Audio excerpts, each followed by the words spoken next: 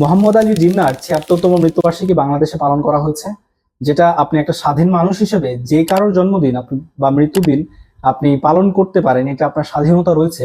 কিন্তু আপত্তির বিষয়টা হচ্ছে আপনি তাকে যদি জাতির পিতা হিসেবে দেখতে চান এই জিনিসটা নিয়ে।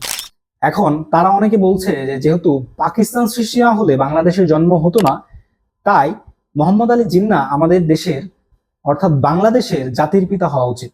জিনিসটা যদি আপনি এইভাবে বলেনি তাহলে আরেকটু পিছনে যাই, চলেন ২০০ বছর আগে যাই, যেখানে কিনা মীর জাফর বিশ্বাসঘাতকতা না করলে এই ভারত পাকিস্তান এত কিছু এই পর্যন্ত আসতোই না। সুতরাং এখানে আপনি মীর জাফর অথবা লর্ড ক্লাইভ, তাদের দুইজনের একজনকে জাতির পিতা হিসেবে ঘোষণা করেন, আর বঙ্গমাতা হিসেবে ঘোষণা করেন ঘসেটি বেগম, যিনি কিনা অনেক কষ্ট করেছেন ইংরেজদেরকে এই স্বাধীন দেশে আনার জন্য। এবং এর ফলে আসলে ইংরেজরা ২০০ বছর ভারতকে শাসন করতে পেরেছে, এবং তার ফলে যাওয়ার সময় তারা ভারত পাকিস্তান দুই ভাগে ভাগ করেছে, এবং তার ২৩ বছর পরে আমরা বাংলাদেশ পেয়েছি।